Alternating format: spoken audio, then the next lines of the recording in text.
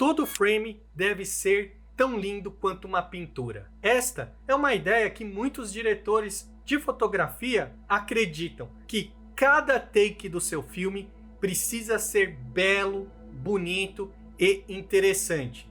De certa maneira, essa ideia pode fazer com que você consiga ter um resultado melhor na produção do seu filme, quando você começa a entender cada take da sua obra como um quadro, uma pintura, algo que deve ser esteticamente bonito. Felizmente, existem técnicas muito simples, as chamadas técnicas de composição, que vão fazer com que a imagem do seu filme, com determinados cuidados básicos de enquadramento, tenha um resultado estético infinitamente melhor do que simplesmente você apertar REC na câmera sem ter esse tipo de cuidado. E o melhor de tudo, essas técnicas não custam nada. Tudo que você precisa fazer é se tornar intencional em relação ao uso dessas técnicas. Então, seja bem-vindo à aula de composição cinematográfica, uma aula importantíssima para você ter imagens cinematográficas e mais bonitas. Existem diferentes formatos de tela, mais quadrado, mais largo, mais retangular, e isso muda tudo, a emoção, o espaço e a composição. Vamos ver os principais. Formato 4x3. Ele é mais quadrado, usado em TVs antigas e filmes clássicos. Traz a sensação de nostalgia, intimidade ou até confinamento. Segundo formato, resolução HD. É o padrão de telas de hoje, usado em YouTube, streaming, séries e documentários. Ele é bem equilibrado e versátil. 3. Formato anamórfico. Bem mais largo, cria uma sensação de cinemão, pois traz grandiosidade. Usado em filmes épicos e faroestes. Lembre-se, a maior parte das câmeras grava em 16:9. Portanto, para utilizar esse formato, você precisa configurar o tamanho da resolução no seu software de edição. O cinema é uma linguagem clássica de mais de 100 anos. E quanto mais você respeitar as convenções dessa linguagem, mais cinematográfico sua obra soará. Por isso é fundamental você conhecer os planos a seguir e entender o correto uso das lentes. No plano geral, a lente adequada é a grande angular, de 14 a 24 mm. Nesse plano você vai mostrar todo o ambiente e cenário. Já no plano médio, a lente adequada é de 35 a 50 mm. Ele vai da cabeça até a cintura ou quadril, ótimo para conversas e movimentos. No plano americano, a lente ideal é de 35 a 50 mm. Ele mostra do joelho para cima, muito usado em cenas com personagens em pé. E tem também o plano fechado, que é de 50 a 85 mm. Ele mostra o rosto dos atores e é adequado para mostrar as expressões dos seus personagens. Aí temos o over the shoulder. A lente ideal é de 35 a 50 mm. Nesse plano, você vai mostrar um personagem de frente com o ombro do outro desfocado, muito usado em diálogos. Temos também o plongé e o contra-plongé, que a lente ideal é de 24 a 50 mm. No plongé, a câmera mostra de cima para baixo, que mostra fraqueza. No contra-plongé, é de baixo para cima, que mostra poder. Por fim, temos os planos detalhes. A lente ideal é uma macro. Nesse plano, a gente vai mostrar determinados detalhes que é importante para o público acompanhar a história. Lembrando que você não precisa ter todas as lentes aqui citadas. Um kit com uma 24, 50 e 85, você já consegue fazer um filme. Agora, vamos falar sobre composição. A regra dos terços é muito simples. Ela é uma grade dividida em 9 retângulos. Essa grade é usada como referência para enquadrar os elementos da cena, como nesse frame do Rei de Pio. A regra dos terços pode ser usada de diversas maneiras. Você pode, por exemplo, enquadrar um objeto em um quadrante, como no caso desse carro. Você também pode compor, como fizemos com a cena, uma sombra no primeiro terço, a personagem no segundo terço. Pode reparar que o olho dela está na altura da linha que separa o topo do meio. O resultado é uma composição mais equilibrada. Nessa cena, enquadramos o carro exatamente no meio, como você pode ver aqui. Essa composição traz equilíbrio para a cena, fazendo ela ficar mais planejada e interessante. Nesse frame, colocamos as montanhas no terço superior, enquanto o salar ocupa 2/3 da imagem. Tudo isso é calculado e pensado para ter uma composição mais equilibrada possível. Já nessa outra cena, posicionamos a altura dos olhos dos personagens na linha superior. Há diversas maneiras de você usar a regra dos terços para potencializar suas composições. Aqui temos o carro no primeiro terço, a porta no segundo e o personagem no terceiro. Como pode ver, é uma composição equilibrada. Planos simétricos são esteticamente poderosos. O filme Grande Hotel Budapeste usa bastante essa técnica de composição, fazendo muitas imagens simétricas, como podemos ver aqui. Isso traz bastante qualidade visual, bastante apelo estético. É uma técnica de composição que, se a tua locação permitir, você deve aplicar, pois sempre gera bons resultados. Ponto de fuga é quando a imagem forma linhas paralelas que se convergem em um único ponto. Por exemplo, temos duas linhas paralelas que formam essa angulação. Essas linhas vão se encontrar mais ou menos aqui, que é o que chamamos de ponto de fuga. Vamos ver na prática uma representação dessas linhas. Repare como elas vão encontrar no ponto. Já nesse frame, temos todas essas linhas paralelas que se convergem também em um único ponto de fuga. Vale lembrar que essa distorção surge pelo uso das lentes grandes angulares. Blade Runner tem diversos exemplos do uso dessa técnica. Uma técnica brilhante, simples de aplicar e que traz um resultado estético muito bom. As composições sempre ficam bacanas. Quando for buscar uma locação, verifique se ela tem linhas paralelas e dê preferência para lentes grandes angulares. Assim você terá um ponto de fuga na sua cena. Olha só nesse frame do Wanderlust. Aqui temos um ponto de fuga bem clássico na estrada. Veja como as linhas se convergem. Aqui também temos duas linhas que vão se convergir em um ponto de fuga distante. Ou seja, uma técnica simples que faz a diferença. Ela traz um caráter tridimensional para a sua composição. E ela pode funcionar tanto em locações fechadas, como em Blade Runner, quanto em locações abertas em estradas. Você só precisa ter linhas paralelas. Múltiplas camadas é quando a composição possui diversas camadas de profundidade. Por exemplo, aqui temos duas estátuas no primeiro plano, no segundo plano temos o personagem, no terceiro temos o fundo. São 3 camadas de profundidade. Já nessa cena, temos diversas camadas de profundidade. Temos um prédio, aqui mais distante um outro prédio e assim sucessivamente. São várias camadas de profundidade, como você pode ver.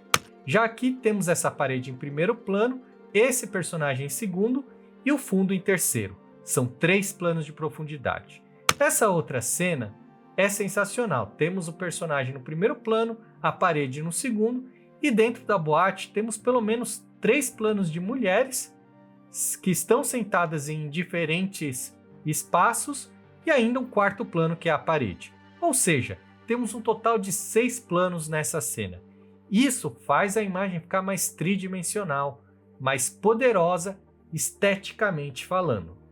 Já nesse frame, temos essas bijuterias no primeiro plano, o personagem no segundo plano e o fundo no terceiro plano. São 3 planos nessa composição muito bonita.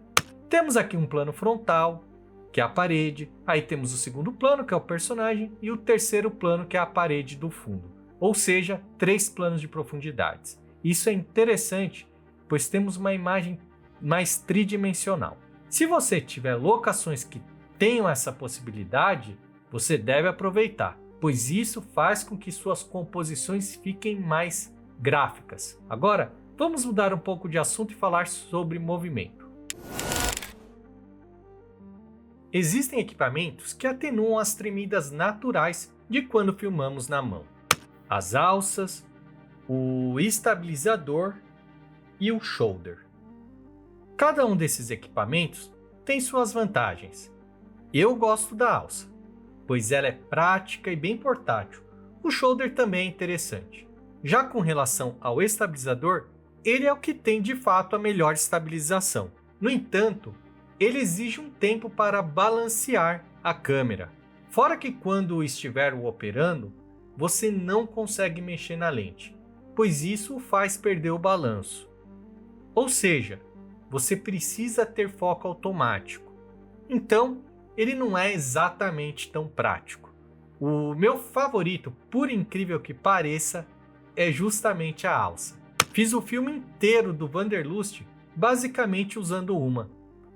É válido dizer também que minha câmera e minha lente tinham estabilizadores internos. Lembre-se, imagens com tremidas são amadoras, por isso você tem que ter atenção.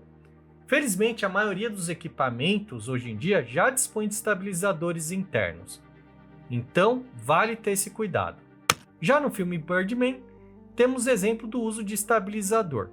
Repare que ele não vai trazer uma estabilização perfeita, como acontece com um drone, mas ele permite andar e captar imagens sem as microtremidas. Não é exatamente uma imagem totalmente estabilizada, mas é uma linguagem aceita no cinema profissional. Tanto é que esse filme ganhou o Oscar de fotografia. E tudo isso utilizando imagens de estabilizador. O tripé é uma estrutura simples, portátil e prática. Existem duas cabeças principais que você vai utilizar nele. A cabeça hidráulica, responsável por permitir você criar movimentos fluidos, e a cabeça esférica, mais adequada para planos estáticos, excelente para compor bons quadros. Então, eu recomendo essas duas cabeças. Vamos ver, então, quais os movimentos você vai fazer com o tripé. Temos o movimento pan, super tradicional no cinema. Ele é uma rotação horizontal. Vamos ver na prática como é esse movimento.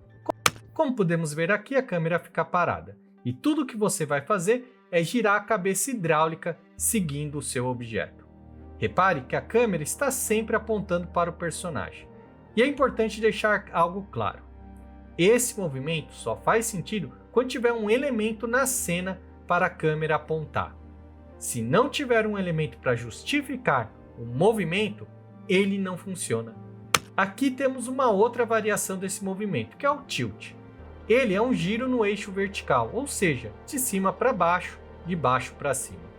Vamos ver na prática como é esse movimento.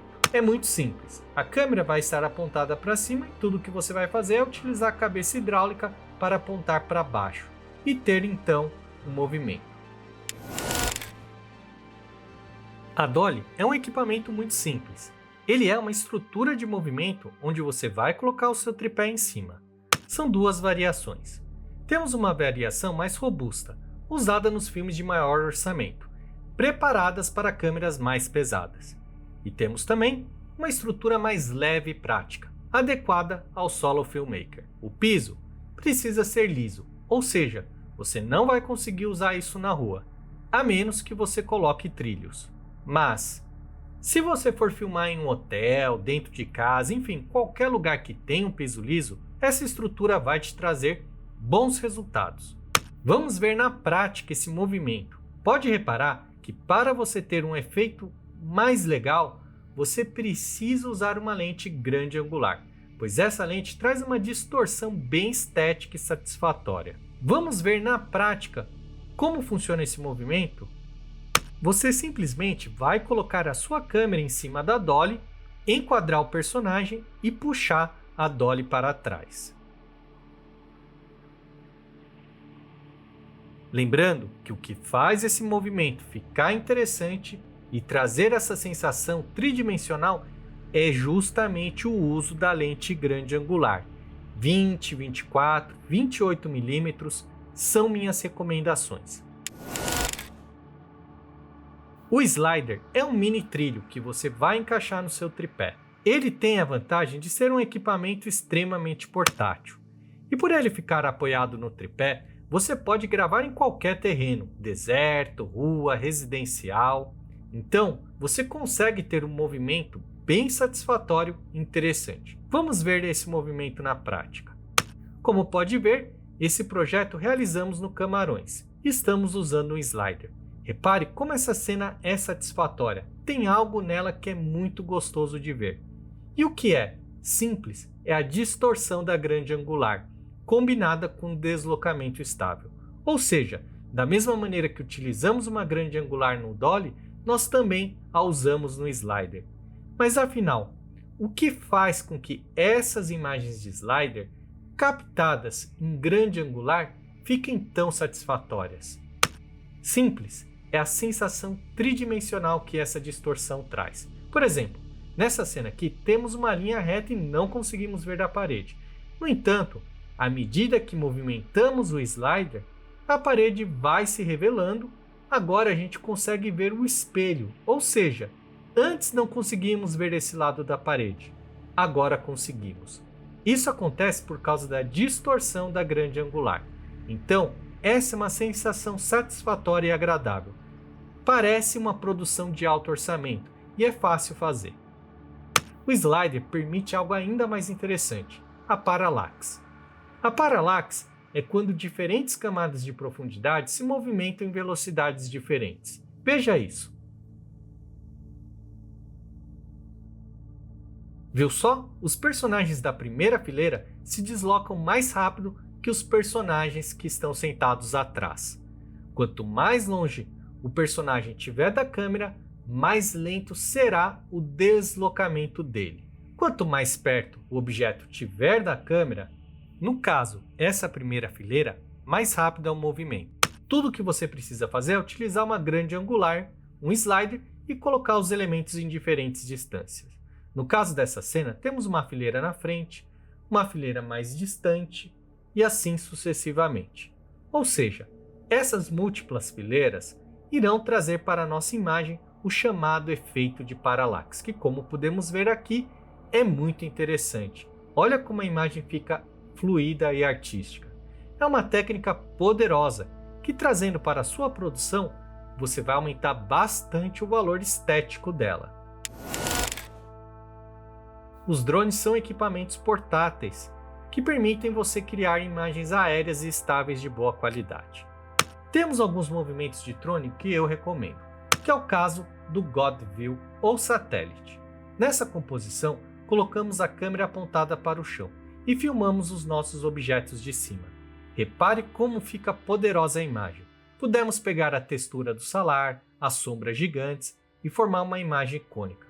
Gosto também de filmar a 45 graus, pois conseguimos filmar tanto o chão quanto o céu ao mesmo tempo. Por fim, temos um outro movimento que recomendo, que é girar o drone em volta do assunto, fazendo esse visual interessante. Então, essa foi a aula de composição, enquadramento e movimento. Se você seguir todas essas dicas nos seus trabalhos, o valor de produção do seu projeto aumentará muito, ou seja, ele ficará mais interessante. Use essas técnicas a partir da sua próxima produção.